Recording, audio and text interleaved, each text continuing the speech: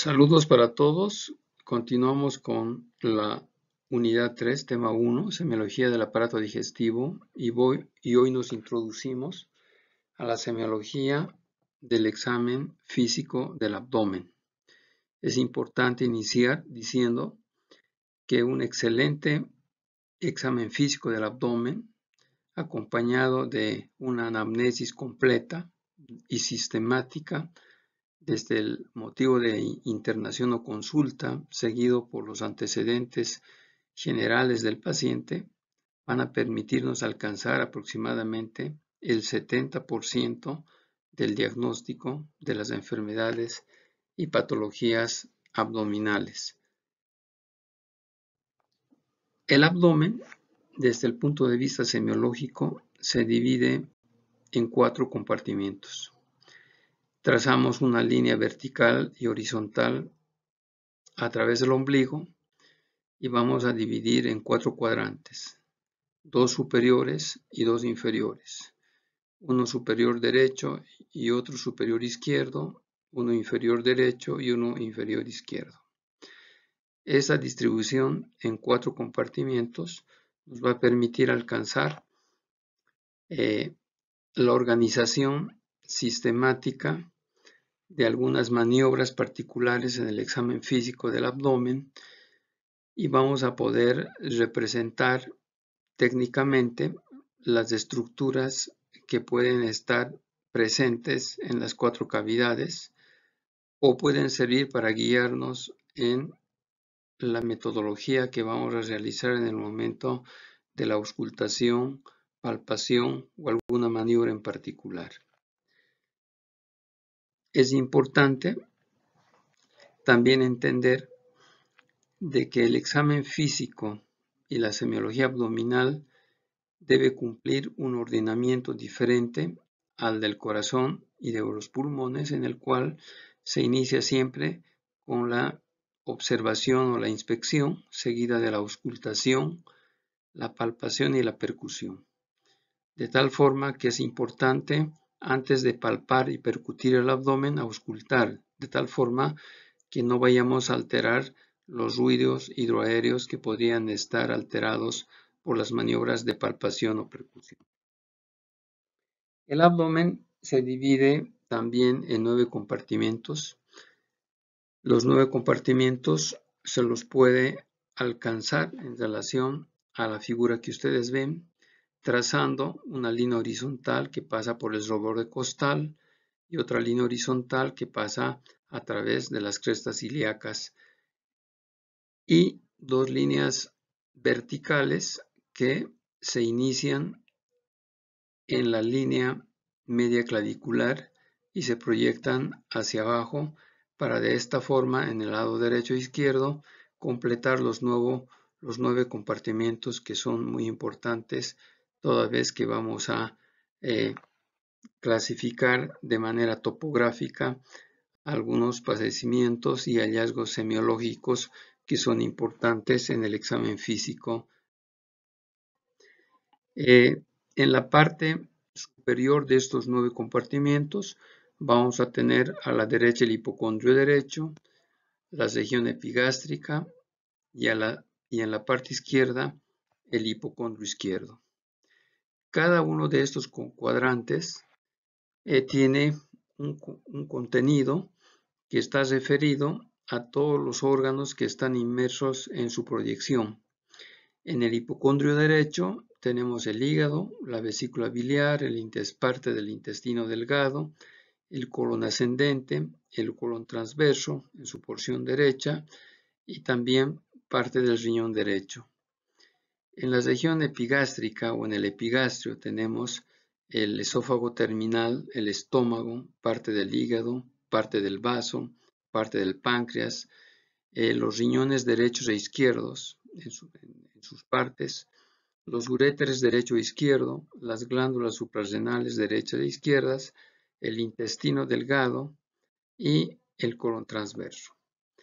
En el hipocondrio izquierdo tenemos parte del estómago, la porción superior del lóbulo izquierdo del hígado, el riñón izquierdo, el vaso, la cola del páncreas, las porciones del intestino delgado, el colon transverso en su porción izquierda y el colon descendente.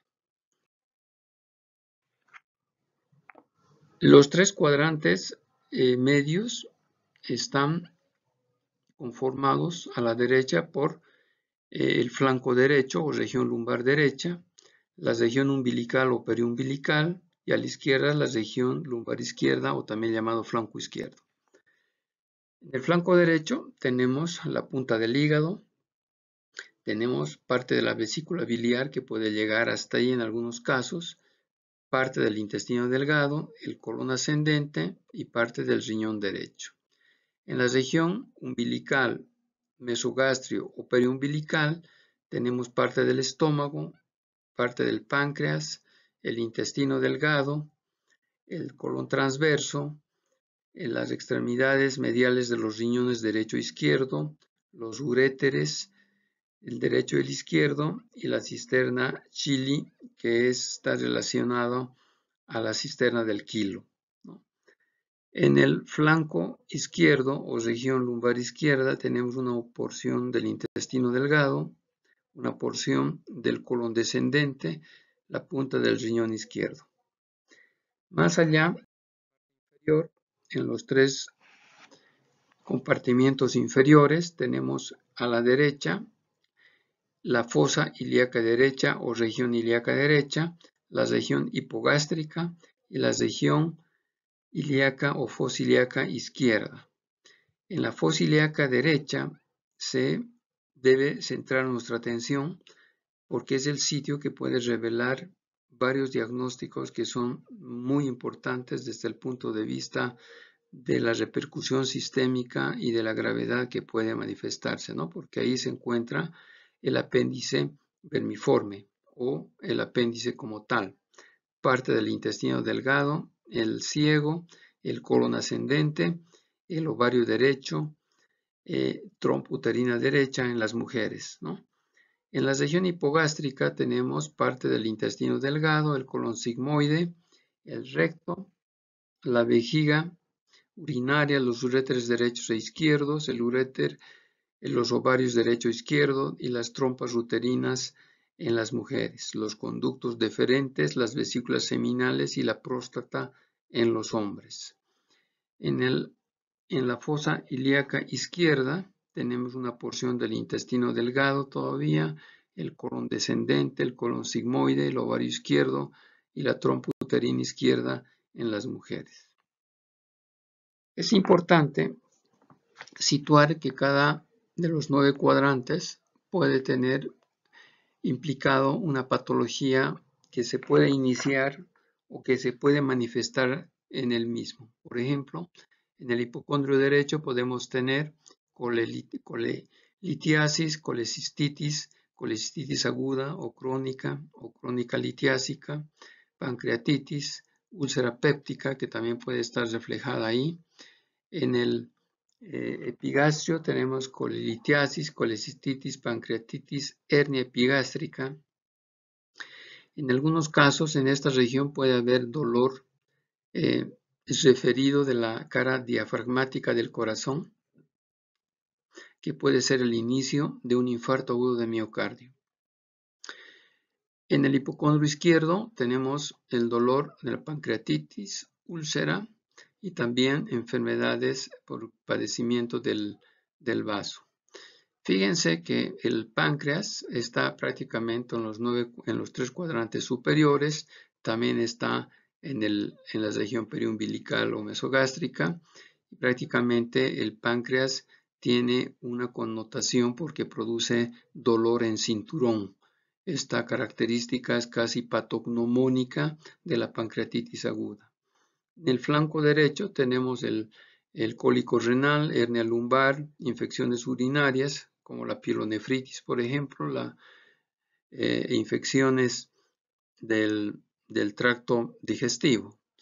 En la región periumbilical tenemos también, aparte de la pancreatitis, la apendicitis. Cuando se inicia puede localizarse en la región periumbilical para luego ubicarse en la fosa ilíaca derecha después de algunas horas de evolución.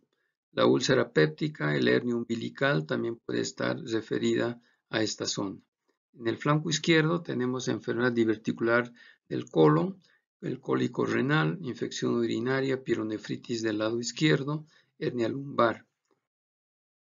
La fosa ilíaca derecha es muy importante, reiteramos, por la presencia del apéndice, y cuando se inflama y se infecta, se produce la apendicitis aguda. La hernia inguinal también es otro padecimiento, y las enfermedades ginecológicas, por ejemplo, el embarazo ectópico, la oforitis o un quiste de ovario que ha sangrado. Entonces, en la fosa ilíaca derecha podemos encontrar el síndrome de fosa ilíaca derecha, que se caracteriza por dolor con rebote, con dolor intenso y cambios en la temperatura que pueden tener diferentes implicancias, entre ellas la apendicitis aguda, el quiste de ovario torcido o el quiste de ovario sangrante, o probablemente una apendicitis aguda que se pueda presentar. En la región hipogástrica, infecciones urinarias vinculadas principalmente a la vejiga. La apendicitis también podría reflejarse en esta zona. La enfermedad diverticular del colon en su parte distal y enfermedades ginecológicas, ¿no? En la fosa ilíaca izquierda, la enfermedad diverticular del colon, hernia inguinal, enfermedades ginecológicas, por ejemplo, un embarazo ectópico en la trompa del lado izquierdo, quistes de ovario que pueden haber sangrado o estrangulado o necrosado, y entonces producir una especie de abdomen agudo en la fosa, con dolor en la fosa ilíaca. El primer paso, como habíamos dicho, del examen físico del abdomen es la inspección. El paciente debe estar en decúbito dorsal. El médico, el examinador, el estudiante de medicina debe siempre ubicarse a la parte derecha del paciente, y de esta forma debe educarse para el futuro. Siempre se debe examinar desde el lado derecho del paciente, salvo alguna excepción que podamos necesitar ir al lado izquierdo, por ejemplo, para explorar el vaso o el riñón izquierdo o algún otro padecimiento que nos pueda obligar a cambiarnos de posición. Buscar nuestra comodidad y pedir al paciente su amplia colaboración para que pueda cooperar en las maniobras que vamos a realizar. Inicialmente, al observar, podemos ver la silueta, el contorno del abdomen, buscar los movimientos peristálticos del abdomen que se pueden percibir en aquellas personas que tienen una masa de tejido abdominal muy reducido, o sea, un panículo adiposo muy reducido y un abdomen plano. En personas muy delgadas, pues se puede percibir el movimiento intestinal. También podemos ver piloerección de los vellos del abdomen en situaciones de shock o en algunas situaciones especiales, o si no, altos relieves por la presencia de malformaciones, asimetrías, tumores que se puedan presentar ya sea dentro del abdomen o en la parte superficial de las partes blandas del abdomen. En ocasiones podemos sentar, inclinar, girar hacia alguno de los dos lados al paciente para poder completar algunas maniobras que simplemente nos permitan mejorar la observación en la inspección. Debemos tener una agudeza visual que la tenemos que ir desarrollando paulatinamente para alcanzar a observar con precisión la simetría, el contorno y el aspecto en relación a la edad, al peso y talla y la constitución de cada paciente. Observar la presencia de las cicatrices que pueden estar relacionadas o no al ombligo. De hecho, el ombligo nos sirve para clasificar las cicatrices, son supraumbilicales, infraumbilicales, paraumbilicales derecho, paraumbilicales izquierdas, o simplemente observar la calidad de la cicatriz umbilical que se ha dejado desde el momento del nacimiento. Otras cicatrices quirúrgicas también son importantes, o por traumatismos o accidentes, también hay que describirlas en la historia clínica. Circulación colateral es importante, si es ascendente, si es descendente, si parten del ombligo, como en la cabeza de Medusa, en la cirrosis hepática.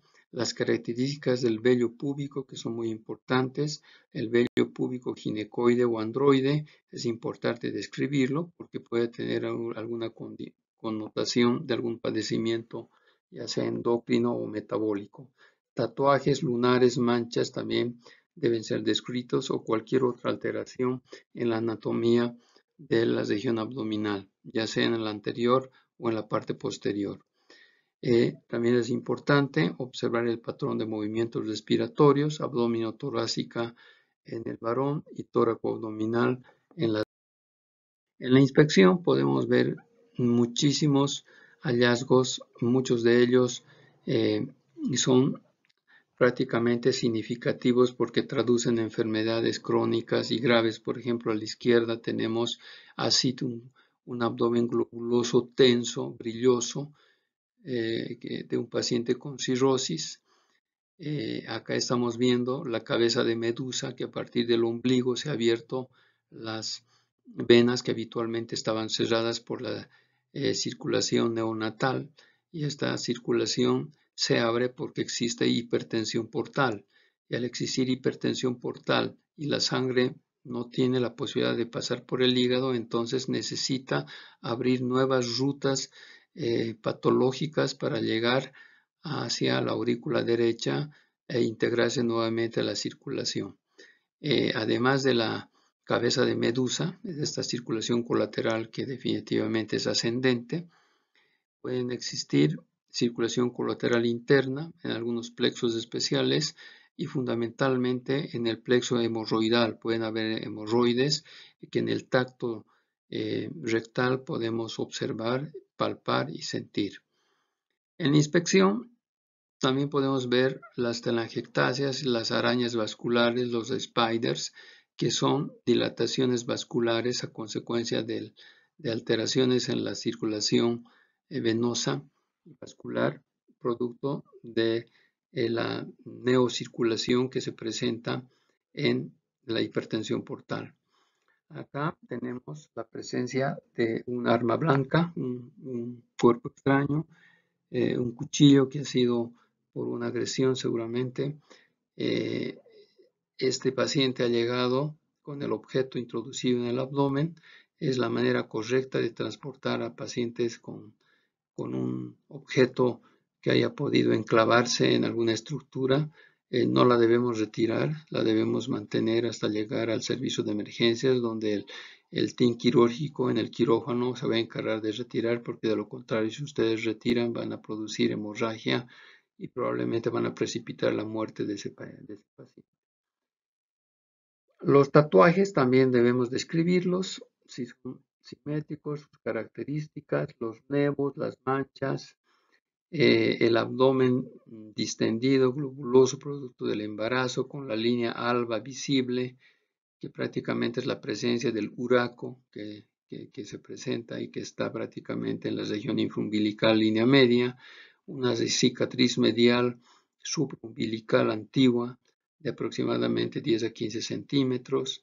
En la parte izquierda tenemos un abdomen plano que tiene una cicatriz de una horizontal, probablemente de una operación cesárea, una cirugía de Fan, con una incisión de Fan Steel, y una cicatriz oblicua de aproximadamente unos 7 a 10 centímetros en la región de la fosa ilíaca derecha, probablemente por posterior o previo a la apendicectomía. Entonces, estos y muchos otros hallazgos podemos observar. El siguiente paso es la auscultación.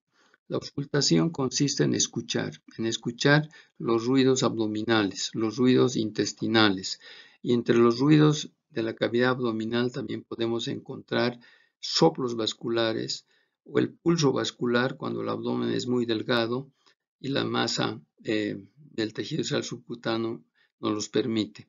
En ese caso es importante prestar mucha atención, por ejemplo, la presencia de soplos a nivel de las arterias aortas, las arterias renales, ilíacas y las arterias femorales a nivel de que están dentro de la cavidad abdominal y pélvica, y de esa forma a veces podemos detectar alteraciones aneurismáticas, coartación de aorta, hipertensión arterial o alguna masa que está comprimiendo un vaso y que nos pueda llamar muchísimo la atención.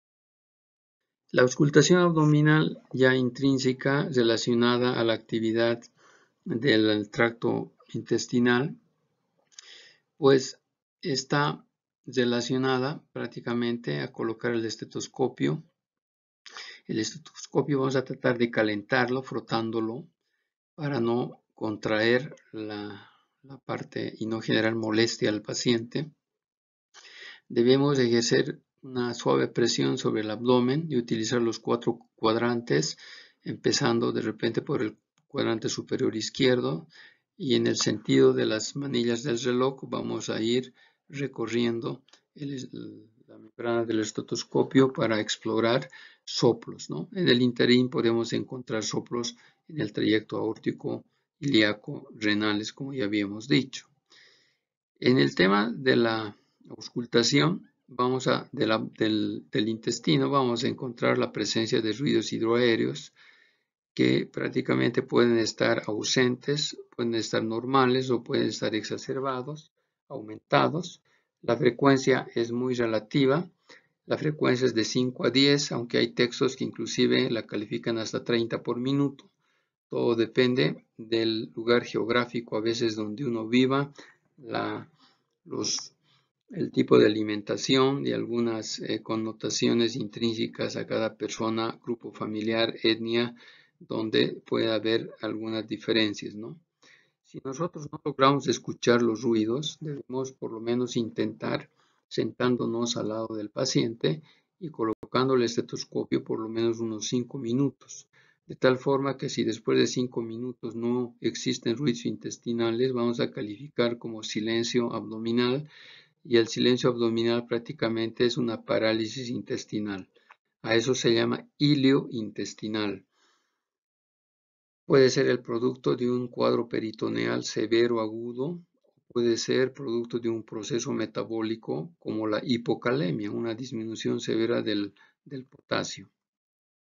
A veces se escuchan gorgoteos prolongados por debajo del tono, son borborismos gástricos. No se olviden que en el intestino hay aire y existen líquidos y existen gases, entonces pues todo eso hace que existan gorgoteos.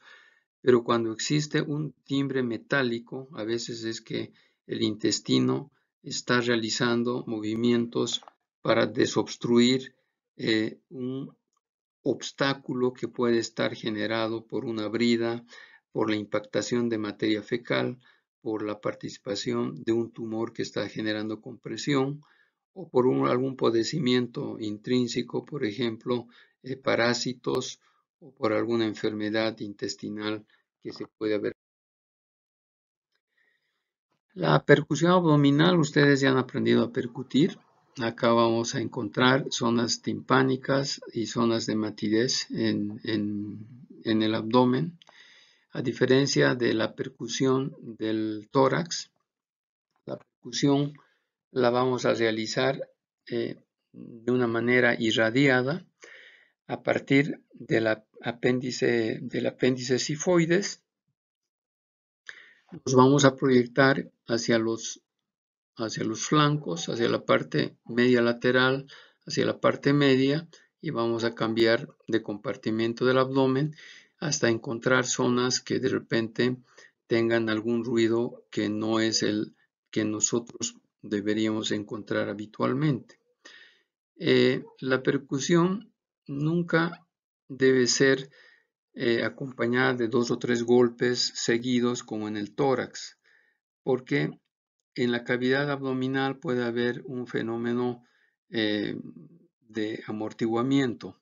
el segundo ruido puede amortiguar la repercusión o la resonancia del primer ruido. Entonces lo correcto es hacer solamente una compresión, un golpe pausado para empezar, luego otro golpe pausado, y de tal forma que vamos a hacer golpes con un intervalo de tiempo de algunos segundos entre un golpe y el otro para evitar justamente ese amortiguamiento en el ruido. Podemos pedir al paciente que cambie de posición de cúbito lateral derecho o izquierdo. Por ejemplo, si el paciente tuviera ascitis y si se pone de cúbito lateral derecho, el contenido líquido se va a ir hacia la derecha vamos a encontrar matidez y hacia el lado izquierdo vamos a encontrar timpanismo.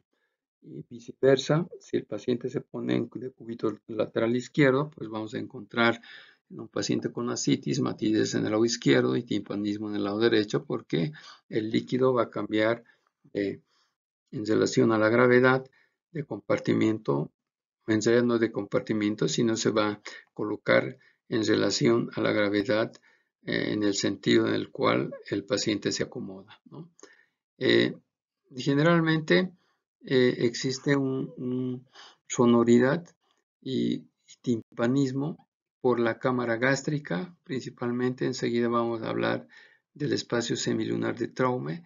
Y lo más importante es que en el hipocondrio derecho existe matidez, y existe matidez por la presencia de una víscera sólida, maciza, que es el hígado, que prácticamente por sus características anatómicas es sólida, y entonces el sonido que vamos a obtener a la percusión del hipocondrio derecho es netamente. En el espacio semilunar de Traube vamos a encontrar una zona de timpanismo referido a la cámara gástrica, y el espacio semilunar de Traube está constituido principalmente por el espacio entre el vaso, el hígado, el corazón y el reborde costal izquierdo. Obviamente el corazón, por debajo del corazón está el diafragma, y en ese espacio vamos a encontrar este espacio de timpanismo, que en realidad es la presencia del aire en la cámara gástrica que refleja un sonido de esta, ¿no? En situaciones patológicas es interesante, por ejemplo, el hecho de poder encontrar en una región de matidez un sonido timpánico a nivel del hipocondrio derecho. Y ustedes se preguntarán cómo podemos encontrar un sonido timpánico en el hipocondrio derecho. Pues fíjense en esta placa de tórax, una simple de tórax o una proyección inclusive de la parte abdominal. Prácticamente debajo del diafragma existe la presencia de aire. Este aire y este otro en el hipocondrio izquierdo pues revelan la presencia de aire producto del neumoperitoneo, que está circunscrito a una perforación de víscera hueca, o sea que de repente este paciente con timpanismo del hipocondrio derecho, que es el signo de Hobart, pues tiene perforada una úlcera gástrica, una úlcera duodenal, o tiene perforado el intestino, o ha tenido un trauma abdominal con una arma punzocortante y el intestino ha sido también lesionado, o es posterior a una cirugía prolongada de abdomen, donde de repente siempre queda un poco de aire, que es otro de los diagnósticos diferenciales que podemos tener, ¿no? Eso es muy importante que ustedes en la percusión. La palpación abdominal puede ser superficial o puede ser profunda. La superficial puede ser de monomanual o bimanual, dependiendo de la técnica que nosotros vayamos a encontrar. En la palpación abdominal superficial vamos a utilizar la mano derecha, siempre poniéndonos a la derecha del paciente, la mano del escultor de Merlo, que realiza maniobras pasando la mano sobre la superficie del abdomen para verificar las características superficiales de las partes blandas de la pared abdominal, encontrando zonas de abombamiento, retracciones, endurecimiento, temperatura, o tratando de despertar dolor a la palpación superficial del abdomen en el paciente. También podemos pedir al paciente que realice algunas maniobras de esfuerzo para poder diferenciar con algunas masas intraabdominales que pueden confundirse en la palpación superficial. Y para ello se le pide al paciente que levante las piernas o la cabeza de tal forma que con el esfuerzo vaya a contraer los músculos rectos anteriores del abdomen, y de esta forma podamos palpar algunos componentes que pueden ser profundos. Por ejemplo, en la hernia umbilical, en la diástasis de los rectos anteriores del abdomen, donde los músculos rectos anteriores están separados y por ahí protruye parte del peritoneo y del intestino, y entonces se puede confundir con una hernia y simplemente es una diástasis, o hernias umbilicales que se pueden presentar también realizando este tipo de maniobras, ¿no? Se debe tomar en cuenta que la tensión disminuye en los ancianos, en los embarazos múltiples, la tensión, la fuerza y la contracción de los músculos abdominales pues se va a vencer, y prácticamente también puede aumentarse en personas que tengan un alto ejercicio físico, en atletas y personas que tengan padecimientos nerviosos, pacientes con tétanos, meningitis y peritonismo. El abdomen en tabla prácticamente es un abdomen duro, en el cual es imposible introducir los dedos, es imposible realizar la palpación profunda, y prácticamente revela una contracción de los rectos anteriores de la pared abdominal por irritación, inflamación del peritoneo, que hace que los músculos se contraigan, ¿no? En ese caso, en el abdomen en tabla o en el abdomen duro, pues ya debemos pensar en la presencia de un abdomen, de una peritonitis, ¿no? Y cuando nosotros realizamos una compresión profunda y inmediatamente levantamos las manos, estamos prácticamente realizando una descompresión brusca. Esta descompresión brusca nos puede revelar de que si existe dolor a la descompresión brusca del abdomen, el peritoneo puede estar inflamado, y esta maniobra del rebote o la maniobra de Blamberg también puede ser orientativa de un padecimiento del inflamatorio infeccioso abdominal, de una peritonitis que puede ser localizada o puede ser ya generalizada, ¿no? Palpación profunda, que prácticamente ya conlleva lo que ya habíamos determinado. La maniobra de rebote prácticamente es parte de la palpación profunda. La descompresión brusca, que es la maniobra de rebote, también la podemos realizar en cualquiera de los 4 cuadrantes del abdomen, pero si la ubicamos concretamente en la fosa ilíaca derecha, pues ya podemos tener un signo de reacción peritoneal y pensar en la posibilidad de que exista una apendicitis aguda. En la palpación abdominal profunda, lo que nosotros vamos a tratar de hacer es palpar los órganos internos, palpar la silueta, el reborde del hígado en aquellas personas que tienen hepatomegalia. Inclusive podemos medir cuántos centímetros por debajo del reborde costal está crecido el hígado. Y en algunos casos podemos pedirle al paciente que haga una inspiración profunda para que al inspirar el diafragma proyecte hacia la parte inferior al hígado, y de esa forma poder palpar los bordes del hígado, la vesícula, los intestinos. Podemos palpar con la maniobra bimanual los riñones, y hay varias maniobras que ustedes a lo largo de este capítulo van a encontrar en la semiología de cada uno de los órganos de la cavidad abdominal.